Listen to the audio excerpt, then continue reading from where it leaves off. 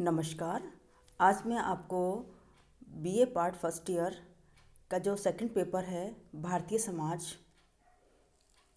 का टॉपिक ले रही हूँ।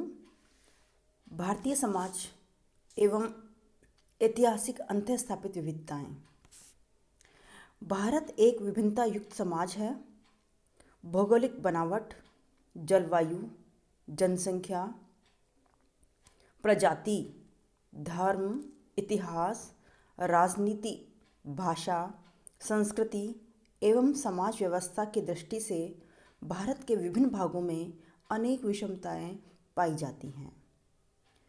इन विभिन्नताओं के बावजूद भी विभिन्न लोगों, जातियों एवं समुदायों के बीच एक अनोखी समानता एवं एकता भारत में सदैव विद्यमान रही है। भारत के उत्तर में हिमालय, दक्षिण में पठार एवं समुद्र तट, पश्चिम में थार का रेगिस्तान, पूर्व में पहाड़ी भाग एवं मध्य में मैदानी भाग ने यहाँ की सामाजिक, आर्थिक एवं राजनीतिक व्यवस्था एवं संस्कृति को प्रभावित किया है। पहाड़ी, मैदानी, पठारी एवं समुद्र तटीय क्षेत्रों के निवासियों के खान पान, पहनावे, भाषा, रहन सहन, प्रथाओं, त्योहारों एवं उत्सवों में विभिन्नताएं पाई जाती हैं।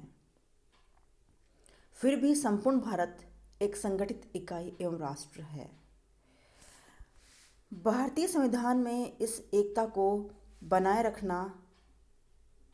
रखने का आश्वासन दिया गया है और सभी भाषाओं, धर्मों, प्रांतों, जातियों एवं प्रजातियों के लोगों के हितों की रक्षा करने एवं देश के पिछड़े, दुर्बल एवं निर्धन लोगों के उत्थान के लिए कल्याणकारी योजनाएं बनाने की बात कही गई है।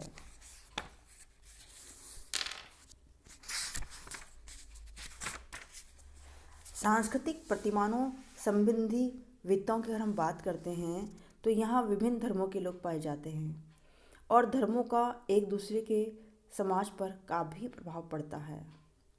धार्मिक विविधता के साथ साथ यहाँ सांस्कृतिक विविधताएं भी अनेक रूपों में देखने को मिलती हैं। यह हजारों वर्षों से विभिन्न प्रजातियों के लोग एक साथ रहते रहे हैं। यहाँ समय समय पर विदेशी आक्रमणकारी भी आए जो कालांतर में यहीं बस गए। यहाँ हिंदुओं, मुसलमानों, ईसाइयों तथा जनजातीय लोगों में सांस्कृतिक विविधता भी देखने को मिलती है। विभिन्न संस्कृतियों ने कालांतर में एक दूसरे की जीवन शैली को काफ़ी कुछ प्रभावित किया।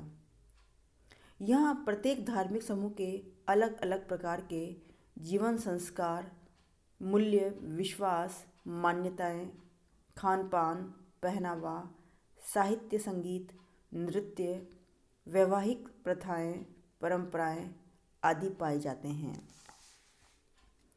भारतीय समाज और संस्कृति पर अन्य धर्मों की तुलना में इस्लाम का अधिक प्रभाव पड़ा।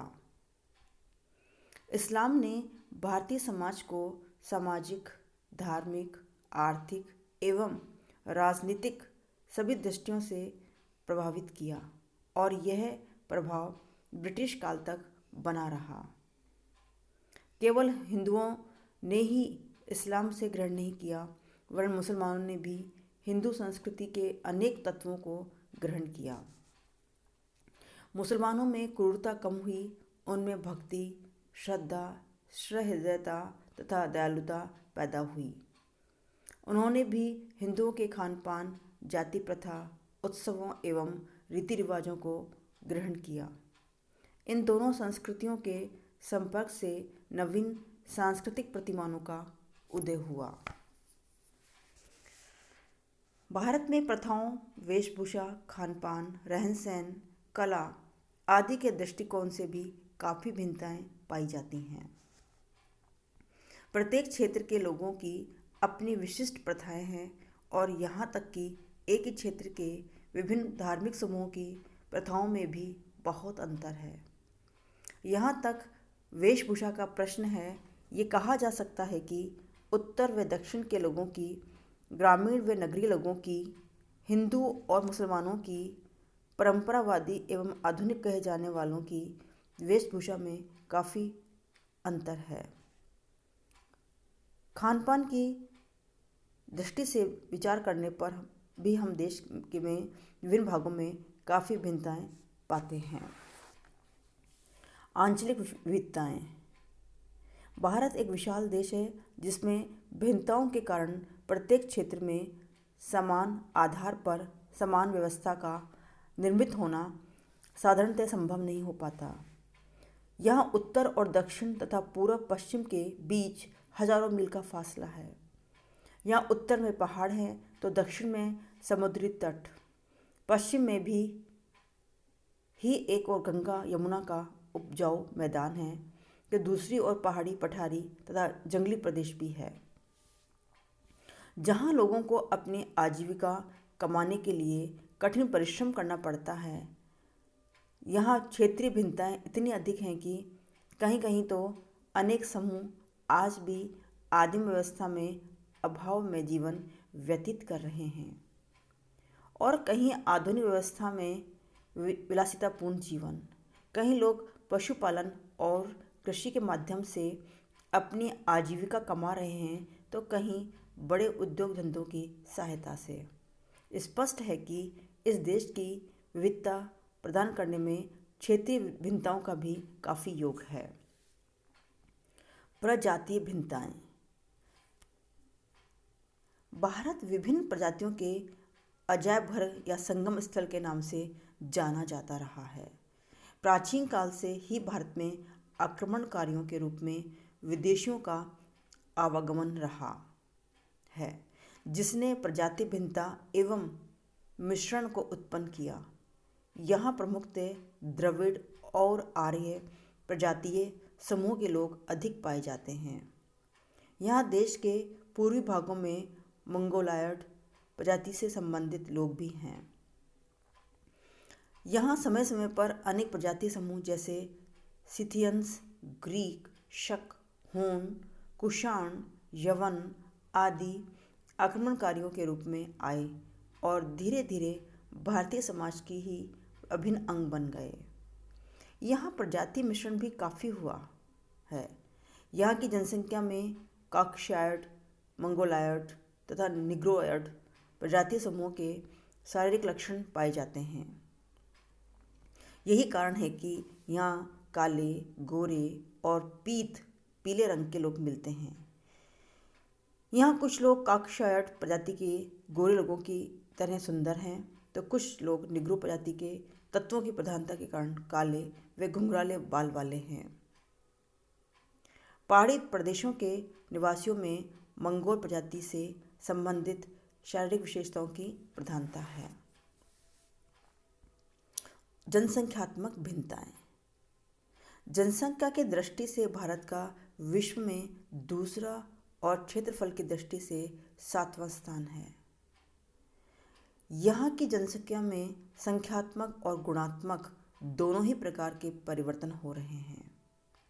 यहाँ सन 1901 में भारत की जनसंख्या 23 करोड़ से कुछ अधिक थी, वहीं आज ये 2011 की जनगणना के अनुसार 1 अरब 21 करोड़ तक पहुँच चुकी है। यहाँ स्त्री पुरुषों के अनुपात में अलग अलग क्षेत्रों में भिन्नता देखने को मिलती है। देश की संपूर्ण जनसंख्या में पुरुषों की तुलना में स्त्रियों का अनुपात कम है।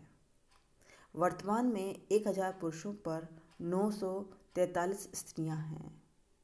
2011 की जनगणना के अनुसार देश में 62.31 करोड़ पुरुष एवं 58.74 करोड़ स्त्रियां हैं। भारत में सन 1990-91 में प्रति हजार जन्म दर 29.5, मृत्यु दर 9.8 था। वर्तमान में जन्म दर 21.4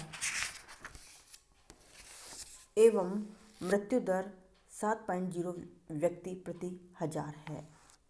जनसंख्या संबंधी घनत्व में भी काफ़ी भिन्नता देखने को मिलती है। घनत्व की दृष्टि से देश में जनसंख्या का घनत्व 382 व्यक्ति प्रति वर्ग किलोमीटर है। यहाँ ग्रामीण जनसंख्या 68.8% और शहरी जनसंख्या 31.2% है। यहाँ कुल जनसंख्या में 73% लोग साक्षर हैं।